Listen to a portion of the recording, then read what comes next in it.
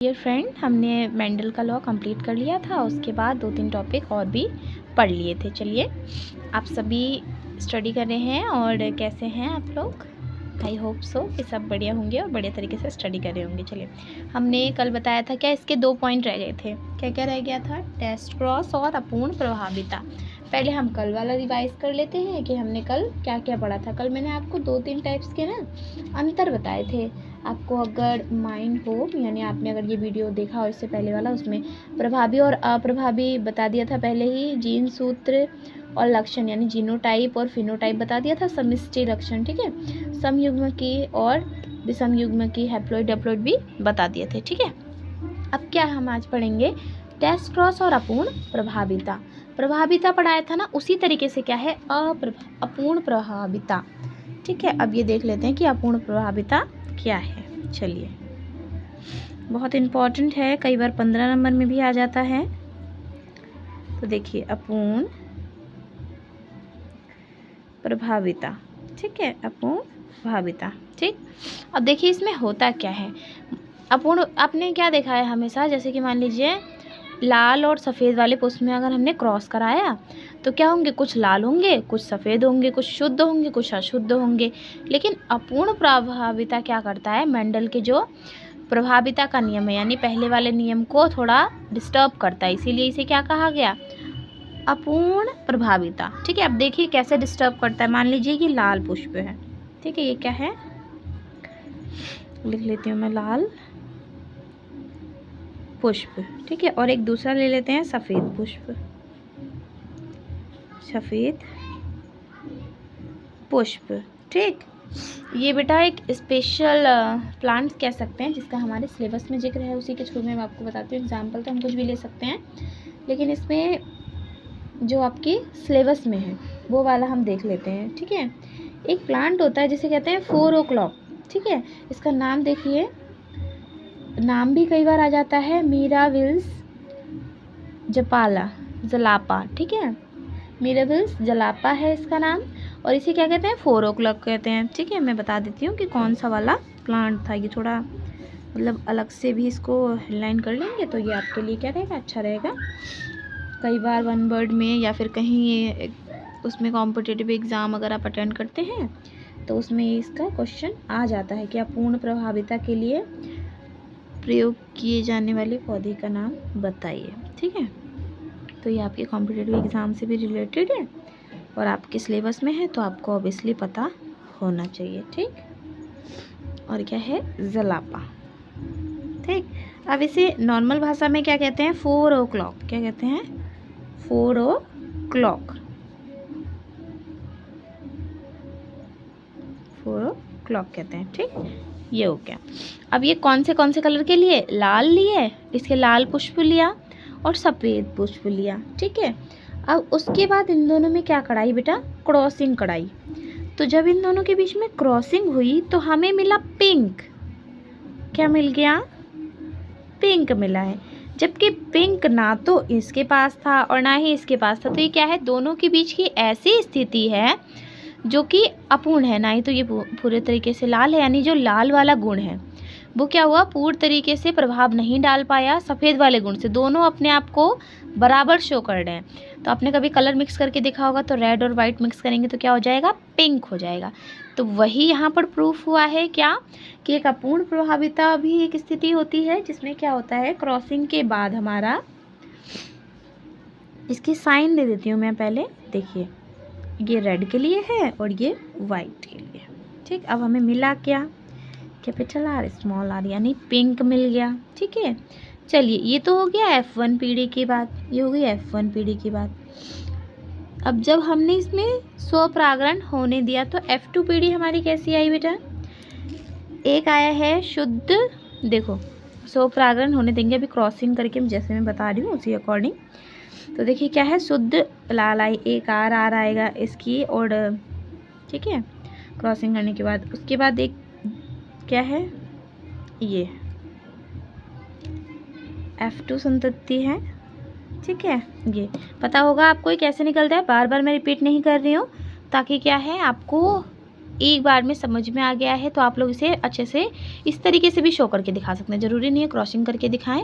अपूर्ण प्रभाविता का अगर क्वेश्चन आता है तो आप इस तरीके से फ्लावर ड्रॉ कर सकते हैं और ऐसे करके लिख दीजिए उनके जीनोटाइप फिनोटाइप क्या है करके, ठीक है।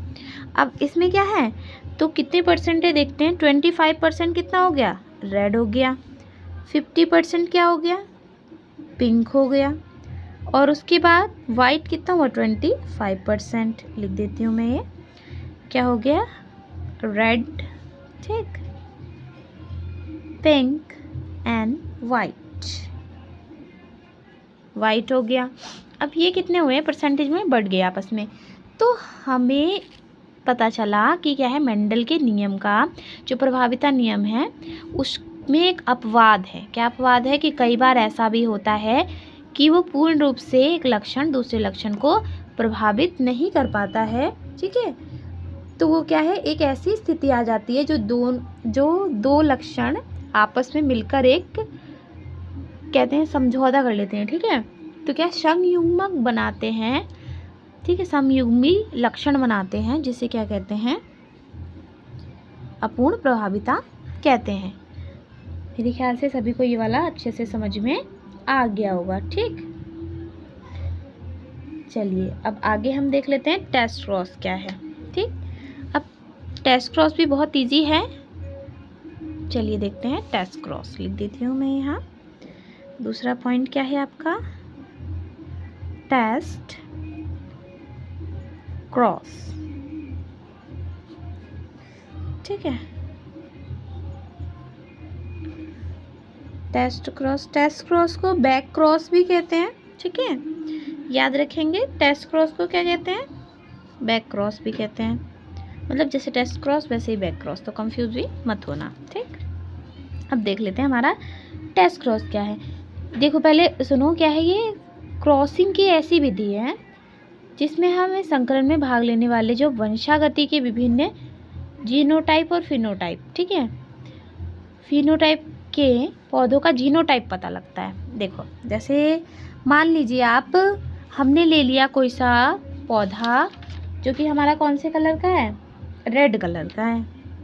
अब ये हमने ले लिया रेड वाला फ्लावर, रेड का लिख लेते हैं, चलो कैपिटल आर है, ठीक, कैपिटल आर और स्मॉल आर है। चलिए ये है हमारा रेड फ्लावर, लिख बस इतना ही जान लो क्या है, ये रेड फ्लावर है, रेड फ्लावर है, ठीक है। अब ये हमें क्या दिख रहा है कलर से, तो ये रेड है, यानी फिनोटाइप तो इसका हमें पता चल गया, फिनोटाइप क्या है, रेड है। लेकिन जीनोटाइप कैसे पता लगाएंगे कि ये आर और स्मॉल आर है इसमें, यानी वाइट का गुण इसमें अप्रभावी रह गया है।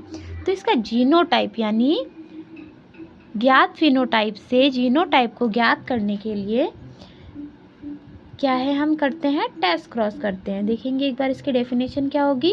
ये क्रॉसिंग की ऐसी विधि है जिनके द्वारा हमें संकरण में भाग लेने वाले लक्षणों की वंशागति के विभिन्न फिनोटाइप के पौधों का जीनोटाइप पता लगाया जाता है, ठीक है। ये फिनोटाइप का तो पौधा है हमारा, ठीक है।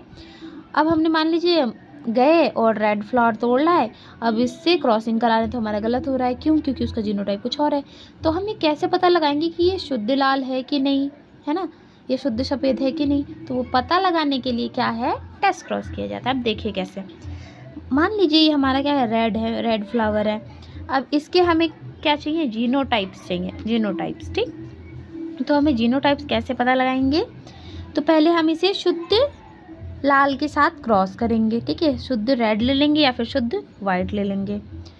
तो पहले हमने क्या लिया, शुद्ध, मान लीजिए हमने रेड ले लिया, चलिए शुद्ध वाला रेड है ये, ठीक है। अब रेड के साथ इसकी क्रॉसिंग कराओ, चलो ये है, ठीक। हमें ये नहीं पता है, ये भी रेड है लेकिन ये नहीं पता है इसका क्या है, जीनोटाइप क्या है। इसका पता है कि ये शुद्ध है। अब इसकी क्रॉसिंग पहले इससे कराएंगे, फिर क्या आ जाएगा, कैपिटल आर आ जाएगा, यानी एक लाल पुष्प हो गया।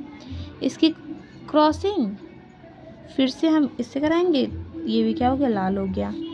इसकी फिर इससे कराएंगे, फिर ये भी लाल हो गया। फिर इसकी इससे कराएंगे तो क्या हो गया, ये भी लाल हो गया। अब हमें क्या पता चल गया, देखो ये इसमें क्या है, सभी लाल निकले हैं, तो हमें क्या पता चल गया, इसके जनक भी क्या है, रेड रहे होंगे, है ना। जनक भी क्या रहे होंगे, रेड रहे होंगे, ठीक है।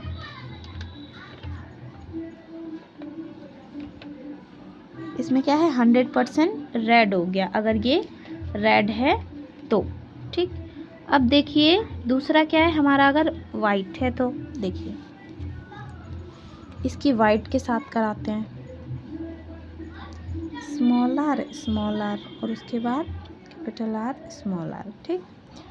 पहले इसके साथ हुई, फिर ये क्या हो गया, कैपिटल आर स्मॉल आर, फिर इसके साथ हुई,